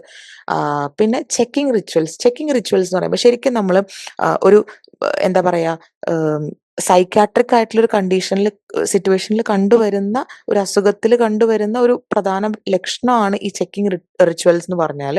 ഇപ്പം നമുക്കൊരു സർജറിക്ക് പോവാന്ന് വിചാരിക്കുക, അല്ലെങ്കിൽ നമ്മളൊരു ചെക്കപ്പിന് ഹോസ്പിറ്റലിൽ പോവാന്ന് ഇമാജിൻ ചെയ്യുക. ആ സമയത്തായിരിക്കും നമുക്ക് 100 തവണ ഒരു ആലോചന വരുന്നത്. ഞാൻ ഗ്യാസ് ഓഫ് ചെയ്തോ, അല്ലെങ്കിൽ വാതിൽ അടച്ചോ, അല്ലെങ്കിൽ വീടിനകത്തത്തെ ലൈറ്റ് ഓഫ് ചെയ്തോ, അല്ലെങ്കിൽ ഭക്ഷണ സാധനങ്ങളൊക്കെ മൂടി വെച്ചോ. അപ്പം ഇത് കുറേ തവണ ഇത് ചെക്ക് ചെയ്യാനായിട്ടുള്ള ഒരു ടെൻഡൻസി, അതിനെയാണ് നമ്മൾ ചെക്കിംഗ് റിച്വൽസ് എന്ന് പറയുന്നത്. അപ്പൊ ഈ തരം സിംറ്റംസ് ഒക്കെയാണ് സ്ട്രെസ്ഫുൾ ആയിട്ടുള്ള ഒരു വ്യക്തിയിൽ നമുക്ക് സാധാരണ കാണാൻ പറ്റുന്നത്. ഇനി ഇത്രയും സിംറ്റംസ് പറയുമ്പോൾ നമ്മൾ ശ്രദ്ധിക്കേണ്ട ഒരു ഇമ്പോർട്ടൻ്റ് ആയിട്ടുള്ള കാര്യം എന്താണെന്ന് വെച്ചാൽ, ഓരോ വ്യക്തിയിലും ഇൻഡിവിജ്വൽ ഡിഫറൻസസ് ഉണ്ടാവും. അതായത് ഒരു വ്യക്തിയുടെ എന്താ പറയുക, സാഹചര്യങ്ങൾ, അല്ലെങ്കിൽ ആ വ്യക്തിയുടെ എന്താ പറയുക, പേഴ്സണാലിറ്റി അല്ലെങ്കിൽ വ്യക്തിത്വം ആയിരിക്കില്ല മറ്റൊരു വ്യക്തിയിൽ. ഇപ്പം ഫോർ എക്സാമ്പിൾ ഞാൻ പറയുകയാണെങ്കിൽ, രണ്ട് പ്രഗ്നന്റ് ആയിട്ടുള്ള സ്ത്രീകൾ ഡെലിവറിക്ക് കൊണ്ടുപോകുന്ന ദിവസമാണെന്ന് വിചാരിക്കുക. ഈ ഡെലിവറി എന്ന് പറയുന്നത് ഒരു ആശുപത്രിയിൽ അഡ്മിറ്റ് ആവുന്ന സമയത്ത് രണ്ടും സ്ട്രെസ്ഫുൾ ആയിട്ടുള്ള സിറ്റുവേഷൻ തന്നെയാണ്. പക്ഷെ അവരിതിന് രണ്ട് രീതിയിലായിരിക്കാം അതിനെ ഓവർകം ചെയ്യുക. ഒരു വ്യക്തി വളരെ കൂളായിട്ട് ഡെലിവറിക്ക് പോകുന്ന സമയത്ത് മറ്റേ വ്യക്തി ഭയങ്കര സ്ട്രെസ്ഡ് ആയിട്ടായിരിക്കും ഡെലിവറിക്ക് പോകുന്നത്. അപ്പൊ ഇതെന്തുകൊണ്ടാണ്? ഈ രണ്ട് വ്യക്തികളിലും ഉണ്ടാവുന്ന ചില മാറ്റങ്ങളാണ് ഇത്. അവരുടെ വ്യക്തിത്വത്തിൽ, പേഴ്സണാലിറ്റിയിലുള്ള മാറ്റമായിരിക്കാം, അവരുടെ ഇമോഷൻസിൽ വരുന്ന വ്യത്യാസങ്ങളായിരിക്കും. നമ്മൾ പറയില്ലേ, ചില വ്യക്തികൾക്ക് ഭയങ്കര മനോധൈര്യമാണ്, ചില വ്യക്തികൾക്ക് അത് കുറവാണ്. ഇത്തരത്തിൽ എപ്പോഴും ഈ സ്ട്രെസ്സിന്റെ ജനറൽ ആയിട്ടുള്ള സിംറ്റംസ് ആണ് പറയുന്നതെന്നുണ്ടെങ്കിൽ, ഒരു വ്യക്തിയിൽ നിന്ന് മറ്റൊരു വ്യക്തിയിൽ ഇതിൽ ഒരുപാട് മാറ്റങ്ങൾ സംഭവിക്കുക കേട്ടോ. അപ്പൊ ഇൻഡിവിജ്വൽ ഡിഫറൻസസ് എപ്പോഴും ഉണ്ടാവും എന്ന് ഓർമ്മയിൽ വെക്കുക. അപ്പൊ ഇതാണ് സിംറ്റംസ് ഓഫ് സ്ട്രെസ്. ഇനി അടുത്തതാണ് സോഴ്സ് ഓഫ് സ്ട്രെസ് എന്ന് പറയുന്നത്. എന്താണ് സോഴ്സ് ഓഫ് സ്ട്രെസ് എന്നുള്ളതുകൊണ്ട് നമ്മൾ ഉദ്ദേശിക്കുന്നത്? അതായത് എവിടെ നിന്നാണ് ഈ സ്ട്രെസ് ഉത്ഭവിക്കുന്നത്, എന്തുകൊണ്ടാണ് സ്ട്രെസ് ഉണ്ടാവുന്നത്, എന്ത് സോഴ്സിൽ നിന്നാണ് സ്ട്രെസ് ഉണ്ടാവുന്നത്, അതാണ് നമ്മൾ ഇനിയുള്ള ടോപ്പിക്കിൽ കവർ ചെയ്യാൻ പോകുന്നത്. ബേസിക്കലി 3 സോഴ്സ് ഓഫ് സ്ട്രെസ് ആണ് പറയുന്നത്. ആദ്യത്തേത് ഫ്രസ്ട്രേഷൻ, രണ്ടാമത്തേത് മോട്ടീവ്സ്, മൂന്നാമത്തേത് പ്രഷർ. ഈ 3 സോഴ്സിൽ നിന്നാണ് സ്ട്രെസ് ഉണ്ടാവുന്നത് എന്നാണ് പറയുന്നത്. എന്താണ് ഫ്രസ്ട്രേഷൻ? നമ്മളെ സംബന്ധിച്ച്, നമ്മൾ ഓരോ വ്യക്തികളെ സംബന്ധിച്ച് നമുക്ക് ലൈഫിൽ ഒരു ഗോൾ ഉണ്ട് അല്ലെ, ഒരു ലക്ഷ്യസ്ഥാനമുണ്ട്. അപ്പൊ ഈ ലക്ഷ്യസ്ഥാനത്തേക്ക് എത്താതെ ഇരിക്കുന്ന സമയത്ത്, അല്ലെങ്കിൽ എന്തെങ്കിലും ഒരു കാര്യം ആ ലക്ഷ്യസ്ഥാനത്തേക്ക് എത്തുന്നതിൽ നിന്ന് നമ്മൾ തടയുമ്പോൾ അല്ലെങ്കിൽ പ്രിവെന്റ് ചെയ്യുമ്പോഴാണ് നമുക്ക് ഫ്രസ്ട്രേഷൻ ഉണ്ടാവുന്നത്. ഇപ്പൊ frustration can be described as occurring when a goal oriented behavior of an individual is thwarted എന്ന് പറഞ്ഞു കഴിഞ്ഞാൽ പ്രിവെന്റ് ചെയ്യുക, നമ്മളൊരു ഗോളിലേക്ക് അല്ലെങ്കിൽ ലക്ഷ്യത്തിലേക്ക് എത്തുന്നതിൽ നിന്ന് നമ്മൾ പ്രിവെന്റ് ചെയ്യുക. Okay. A wide range of environmental obstacles, both physical and social, and the internal factors in the form of personal limitations, biological conditions, and psychological barriers may lead to frustration of our needs, motives, and effort. അപ്പം പലതരത്തിലുള്ള സാഹചര്യങ്ങൾ നമ്മളെ ഈ ഒരു എന്താ പറയാ, ഫ്രസ്ട്രേഷനിലേക്ക് lead ചെയ്യുന്നുണ്ട്. ശാരീരികമായിട്ട്, ഫിസിക്കലായിട്ടുള്ള ഫാക്ടേഴ്സ് ആവാം, സോഷ്യൽ ആയിട്ടുള്ള ഫാക്ടേഴ്സ് ആവാം, നമ്മുടെ പേഴ്സണൽ ലിമിറ്റേഷൻസ് ആയിരിക്കും. അതായത് ഇപ്പം ഫോർ എക്സാമ്പിൾ, നമുക്ക് എന്താണ്, ഒരു സ്ഥലത്തേക്ക് എത്താൻ പറ്റുന്നില്ല. കാരണം നമുക്ക് വീടിന്റെ ഫ്രണ്ടിൽ വണ്ടി കിടക്കുന്നുണ്ട്. പക്ഷെ അത്യാവശ്യമായിട്ടൊരു സ്ഥലത്തേക്ക് എത്താനായിട്ട് നമുക്ക് ഡ്രൈവിംഗ് അറിയില്ല. അപ്പോൾ നമ്മുടെ പേഴ്സണൽ ലിമിറ്റേഷൻ ആണ് അല്ലേ? അപ്പോൾ ആ സമയത്ത് നമുക്ക് പെട്ടെന്നൊരു ഫ്രസ്ട്രേഷൻ വരും. "ശ്ശോ! എനിക്ക് ഡ്രൈവിംഗ് അറിയാമായിരുന്നെങ്കിൽ എനിക്ക് ഒറ്റയ്ക്കാണെങ്കിൽ ആ സ്ഥലത്തേക്ക് എത്തായിരുന്നു." അപ്പം ഇത്തരത്തിലുള്ള പേഴ്സണൽ ലിമിറ്റേഷൻസും നമ്മുടെ ഫ്രസ്ട്രേഷന് കാരണമാവുന്നുണ്ട്. ഇതാണ് ബേസിക്കലി ഫ്രസ്ട്രേഷൻ എന്നുള്ള പ്രോസസ്സ് കൊണ്ട് ഉദ്ദേശിക്കുന്നത്. അപ്പോൾ ഇത് ഫസ്റ്റ് സോഴ്സ് ഓഫ് സ്ട്രെസ് ആണ് കേട്ടോ. സെക്കൻഡ് സോഴ്സ് ഓഫ് സ്ട്രെസ് ആണ് കോൺഫ്ലിക്റ്റ് ഓഫ് മോട്ടീവ്സ് എന്ന് പറയുന്നത്. The next source is conflict of motives that can cause stress as an individual has to choose between alternatives, and decision making in this regard can lead to stress. അപ്പൊ ഇവിടെ എന്താണ് പറയുന്നത്? Conflict of motifs എന്നാണ് പറയുന്നത്. ഒരു വ്യക്തിക്ക് രണ്ട് options കൊടുക്കാന്ന് വിചാരിക്കുക. ഈ രണ്ട് ഓപ്ഷൻസിൽ ഏതെങ്കിലും ഒന്ന് ചൂസ് ചെയ്യണം എന്നുണ്ടെങ്കിൽ തീർച്ചയായിട്ടും ആ വ്യക്തിക്ക് അവിടെ ഒരു സ്ട്രെസ് ആണ്, ഒരു സ്ട്രെസ്ഫുൾ സിറ്റുവേഷൻ നടക്കും. കാരണം എന്താന്ന് പറഞ്ഞാൽ ചിലപ്പോൾ രണ്ട് ഓപ്ഷൻസും ഈക്വലി നല്ല ഓപ്ഷൻ ആയിരിക്കാം, ആ വ്യക്തിക്ക് ഗുണകരമായ ഓപ്ഷൻ ആയിരിക്കും. പക്ഷെ അതിൽ നിന്ന് ഒന്നിലേക്ക് എത്തിച്ചേരാൻ പറ്റുള്ളൂ എന്ന് പറയുമ്പം എന്തായാലും ആ വ്യക്തിക്ക് അതവിടെ ഒരു സ്ട്രെസ് ആണല്ലോ. ഇതിനെയാണ് കോൺഫ്ലിക്റ്റ് ഓഫ് മോട്ടീവ്സ് പറയുന്നത്. രണ്ട് കാര്യങ്ങൾ തമ്മിലുള്ള ഒരു കോൺഫ്ലിക്റ്റ്. അപ്പൊ അതിൽ ഒരു എന്താ പറയാ, റിസൾട്ടിലേക്ക് അല്ലെങ്കിൽ ഒരു ഔട്ട്കം ആയിട്ട് ആ വ്യക്തിക്ക് ചൂസ് ചെയ്യാൻ പറ്റുന്നില്ല. അതാണ് കോൺഫ്ലിക്റ്റ് ഓഫ് മോട്ടീവ്സിൽ ബേസിക്കലി വരുന്നത്. 4 ടൈപ്പാണ് വരുന്നത്. അപ്രോച്ച് കോൺഫ്ലിക്റ്റ് വരുന്നുണ്ട്, അവോയ്ഡൻസ് കോൺഫ്ലിക്റ്റ് വരുന്നുണ്ട്, അപ്രോച്ച് അവോയ്ഡൻസ് കോൺഫ്ലിക്റ്റ് വരുന്നുണ്ട്, and double approach avoidance conflict വരുന്നുണ്ട്. ഇനി ഇത് ഡീറ്റെയിൽ ആയിട്ട് നമുക്ക് നോക്കാം. ഫസ്റ്റ് വൺ അപ്രോച്ച് കോൺഫ്ലിക്റ്റ് ആണ്.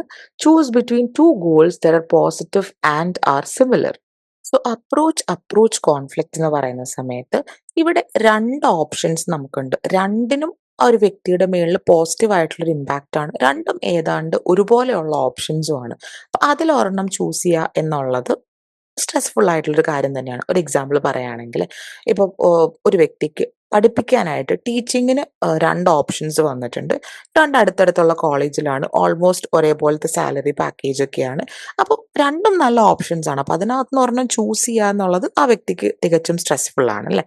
അപ്പോൾ ഇതാണ് first one. Second one avoidance conflict ആണ്. അതായത് രണ്ടും ആ വ്യക്തിക്ക് താല്പര്യമില്ല. ആ വ്യക്തിയുടെ മേളിൽ ഒരു നെഗറ്റീവ് ആയിട്ടുള്ളൊരു ഇമ്പാക്റ്റ് വരുന്ന കാര്യങ്ങളാണ്. പക്ഷെ എന്നിരുന്നാലും ആ വ്യക്തിക്ക് എന്തായാലും ഒരെണ്ണം ചൂസ് ചെയ്തേ പറ്റുള്ളൂ. അപ്പൊ ഇതാണ് ബേസിക്കലി അവോയ്ഡൻസ് കോൺഫ്ലിക്റ്റ് എന്ന് പറയുന്നത്. എന്താണ് നമുക്കിവിടെ ഒരു എക്സാമ്പിൾ ആയിട്ട് പറയാൻ പറ്റുക? ഒരു വ്യക്തിനെ സംബന്ധിച്ച് ആ വ്യക്തി ഓൾറെഡി വർക്ക് ചെയ്തിരുന്ന ജോലി പോയി. ഓക്കെ. അപ്പൊ ആ വ്യക്തിക്ക് ഇനി വരുന്നത് 2 ഓപ്ഷൻസ് ആണ്. ഒന്നില്ലെങ്കിൽ ജോലിയൊന്നും ഇല്ലാതെ വീട്ടിലിരിക്കാം. അതല്ലാന്നുണ്ടെങ്കിൽ താല്പര്യമില്ല, പക്ഷെ താൽക്കാലികമായിട്ട് ആ വ്യക്തിക്ക് താല്പര്യമില്ലാത്ത ഒരു ജോലിക്ക് താൽക്കാലികമായിട്ട് അഡ്ജസ്റ്റ് ചെയ്യാനായിട്ട് പോവാന്നുള്ളത്. രണ്ടും ആ വ്യക്തിക്ക് താല്പര്യമില്ല, പക്ഷെ ഏതെങ്കിലും ഒന്ന് എടുത്തേ പറ്റുള്ളൂ. ഓക്കെ.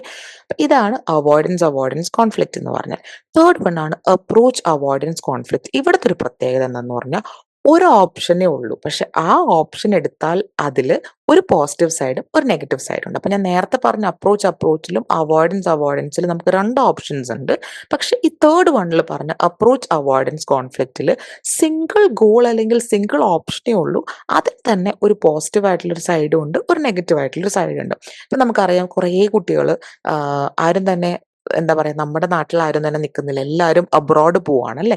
പഠിക്കാനായിട്ടും ജോലിക്കും വേണ്ടിയിട്ട് അബ്രോഡ് പോകുന്ന ആൾക്കാരാണ്. അപ്പൊ അവരുടെ ഒരു പ്രത്യേകത എന്താന്ന് പറഞ്ഞു കഴിഞ്ഞാൽ അവർക്ക് പുറത്ത് പോവുക എന്ന് പറയുമ്പോൾ ഭയങ്കര എക്സൈറ്റ്മെന്റ് ആണ്, ഭയങ്കര ഹാപ്പിനെസ് ആണ്. പക്ഷെ അതേ സമയം തന്നെ സ്വന്തം വീട്ടുകാരെ വിട്ട് അല്ലെങ്കിൽ ഫാമിലിനെ ഫ്രണ്ട്സിനെ ഒക്കെ വിട്ട് അല്ലെങ്കിൽ നാട് വിട്ട് പോവുക എന്നുള്ളത് ഭയങ്കര ഡിഫിക്കൽട്ട് ആയിട്ടുള്ള ഒരു കാര്യമാണ്. അപ്പൊ അവിടെ ഒരു പോസിറ്റീവ് ആയിട്ടുള്ള ഒരു കാര്യമുണ്ട്, നെഗറ്റീവ് ആയിട്ടുള്ള ഒരു കാര്യമുണ്ട്. ഇനി ലാസ്റ്റ് വൺ ആണ് മൾട്ടിപ്പിൾ അപ്രോച്ച് അവോയ്ഡൻസ് കോൺഫ്ലിക്റ്റ് എന്ന് പറയുന്നത്. ഇതാണ് നമുക്ക് നമ്മുടെ ഡെയിലി ലൈഫിൽ ഉണ്ടാവുന്ന ഒരുപാട് കോൺഫ്ലിക്റ്റുകൾ ഈ മൾട്ടിപ്പിൾ അപ്രോച്ച് അവോയ്ഡൻസ് കോൺഫ്ലിക്ട്സ് തന്നെയാണ്.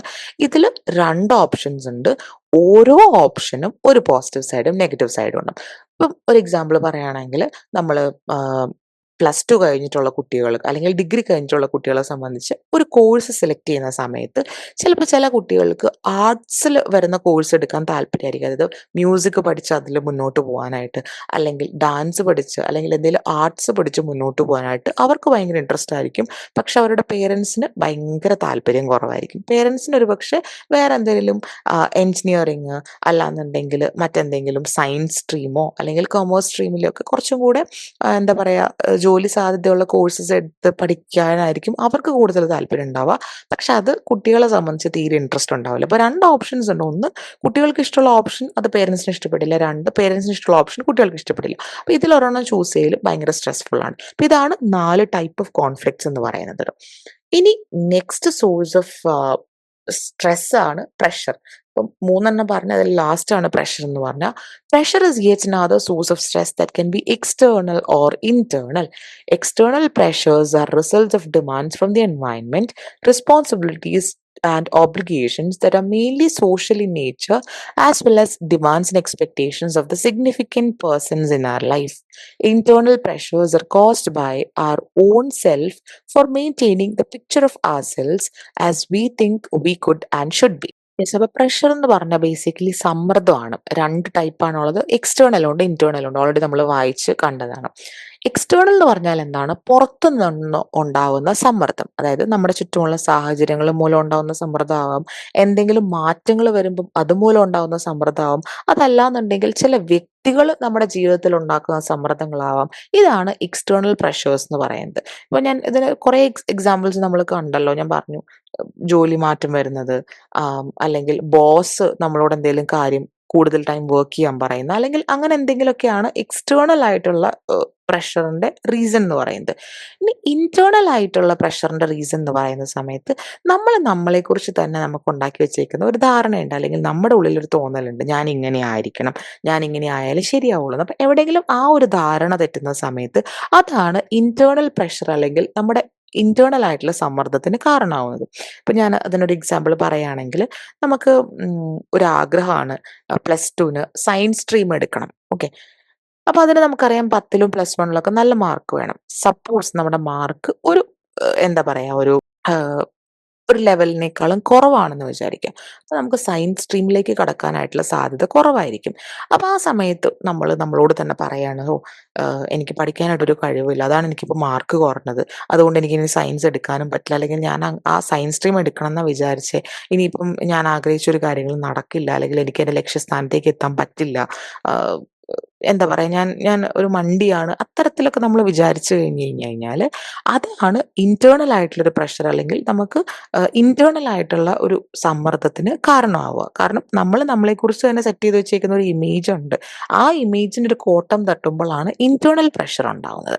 ഇതാണ് പ്രഷറിന്റെ ഒരു എക്സ്പ്ലനേഷൻ ആയിട്ട് വരുന്നത്. ഇനി സ്ട്രെസ്സിനെ ഇൻഫ്ലുവൻസ് ചെയ്യുന്ന വേറെ ചില കാര്യങ്ങളാണ് പേഴ്സണാലിറ്റി ഫാക്ടേഴ്സ്, അതായത് വ്യക്തിത്വം, അതുപോലെ തന്നെ പാസ്റ്റ് എക്സ്പീരിയൻസ്, നമ്മുടെ മുൻപുള്ള ചില എന്താ പറയാ എക്സ്പീരിയൻസസ്, പാസ്റ്റിൽ നമ്മുടെ മുൻപത്തെ വർഷങ്ങൾക്ക് മുൻപുണ്ടായിട്ടുള്ള ചില എക്സ്പീരിയൻസസ് ആയിരിക്കാം. And perception of control over the situation. അതൊരു സിറ്റുവേഷൻ, നമ്മളൊരു സാഹചര്യത്തിലായിരിക്കും, ആ സാഹചര്യത്തിന്റെ പുറത്ത് നമുക്കൊരു കൺട്രോൾ ഉണ്ടോ, ആ സാഹചര്യം നമ്മുടെ കൺട്രോളിലാണോ അല്ലയോ എന്നുള്ള നമ്മുടെ ഒരു അണ്ടർസ്റ്റാൻഡിങ്ങിൽ ഒരു കാഴ്ചപ്പാട്, ഇതും സ്ട്രെസ്സിന് ഒരു കാരണമായിട്ട് മാറാം. ആദ്യം നമുക്ക് പേഴ്സണാലിറ്റി ഫാക്ടേഴ്സിൽ നിന്ന് തുടങ്ങാം.